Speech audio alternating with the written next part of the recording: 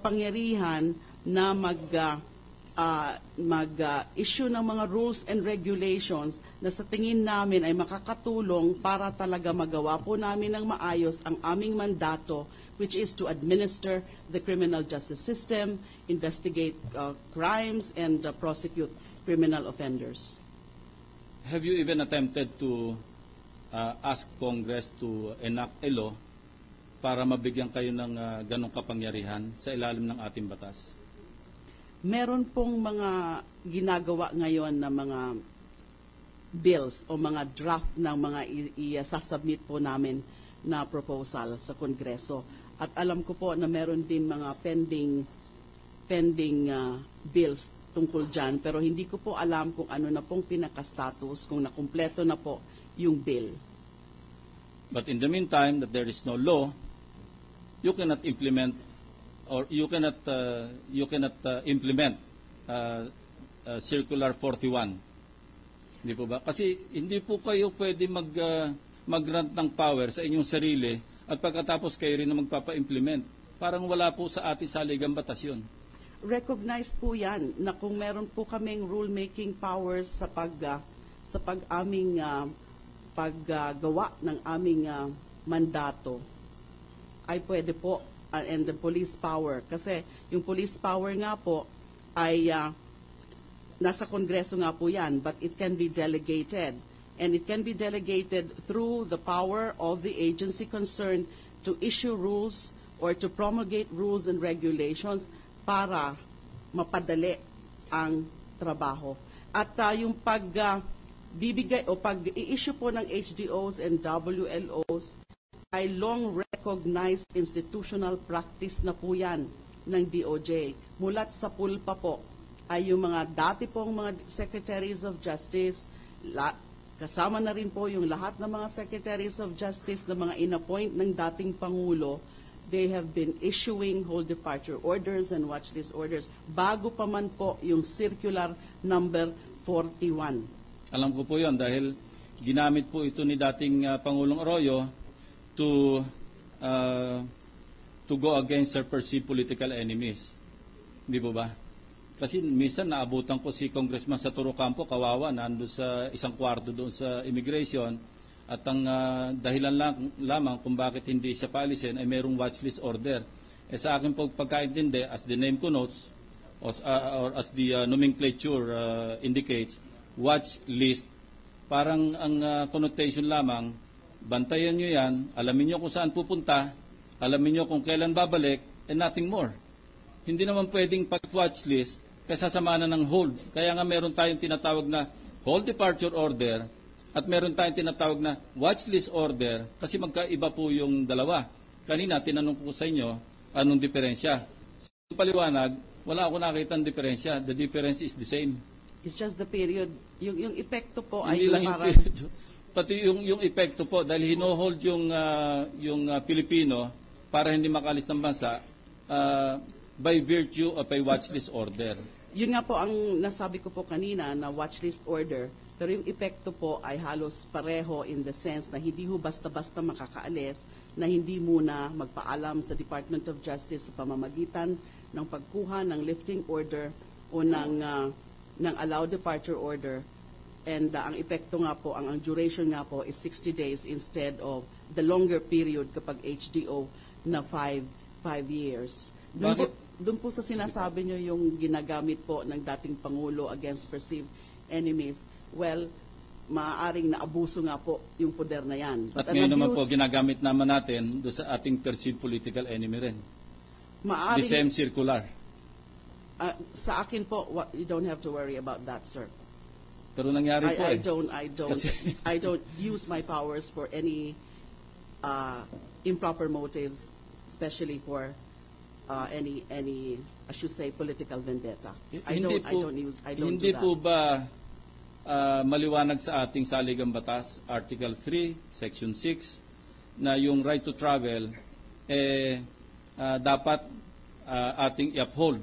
Maliwanag po yun dahil hindi ko na po kailangan basahin yung provision dahil alam nyo naman po yun. Opo, meron po talagang right to travel. May mga exception lang. Just like any other rights, meron po mga exceptions.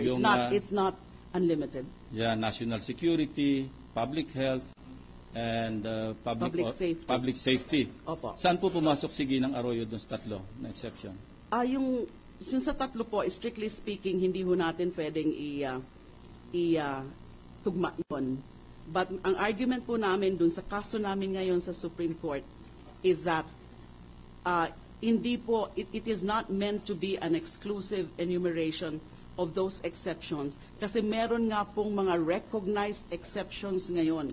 The fact that the court itself, the regular courts, can issue HDOs in cases pending before them, kahit wala dun sa tatlong stated exceptions, yung sa korte ay po, pwede. kasi ang sinabi ng Constitution, as may be provided by law.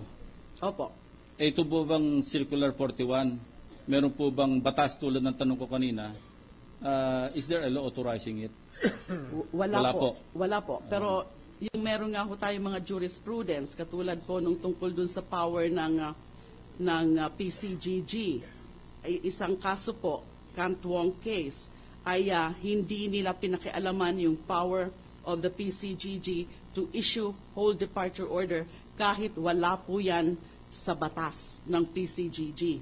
At yung batas po ng PCGG is Executive Order number 1. Pero meron pong ilang kaso, yung isa nga po ay nakarating sa Supreme Court na inaffirm po nila yon yung power of the PCGG to issue HDO kahit wala pong batas na nagsasabi tungkol doon. Another example po, yung mga travel ban po. In another case, Pasay versus then Secretary Drilon. Inaffirm po yon yung the authority to impose travel ban. Now, travel ban po, that is tantamount to restraining the right to travel. May ilan-ilan pa pong mga example. Nabanggit niyo po yung EO 292. Ito po yung sinasabing provision. Ano? Babasahin ko po para maliwanag, para lang maiparating ko sa inyo na hindi niyo pwedeng gawing basehan yon. Ito.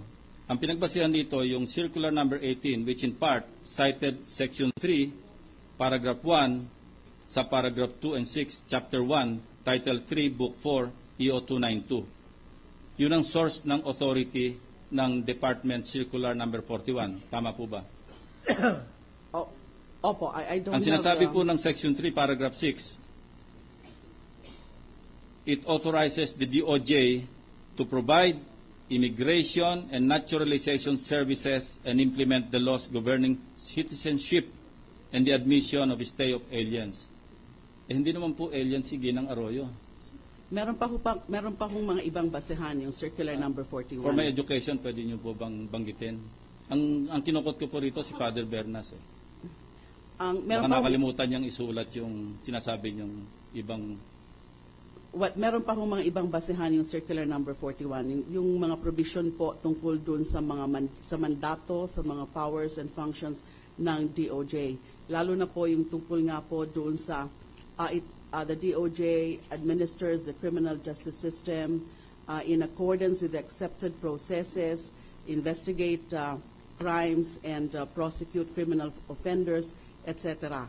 Now, because of that mandate, meron din po kami under the EO, under Administrative Code, in another provision of the Administrative Code, the rule-making powers. So doon po namin doon pinasok nung mga nag-draft nung Circular number 41 the power to issue rules and regulations. Ito nga po, Circular number 41, the power to issue HDO and WLO for the effective discharge of the mandate of the powers and functions of the DOJ under the Administrative Code. Rule-making power of the DOJ. Tama Opo. po yun. Opo. Pero dapat po may pinagbabasihang batas yun. Kung hindi man salig ang batas, batas na ipinasa ng Kongreso. Sa ngayon po, ayon sa inyong pagsang-ayon kanina, wala naman po lumalabas pang batas na yanak ang Kongreso, bakit naglabas na kayo ng Department Circular number 41? Hindi ko po sinasabing hindi ako sumasang-ayon sa inyo na napigilan si Mrs. Arroyo. Maliwanag po yun. Sumasang-ayon po ako sa inyo, pero hindi ako sumasang-ayon sa legalidad ng inyong ginawa. Yung Circular number 41 po, gusto ko pong ulitin, na hindi ko po yan gawa-gawa. Pagdating ko po sa Department of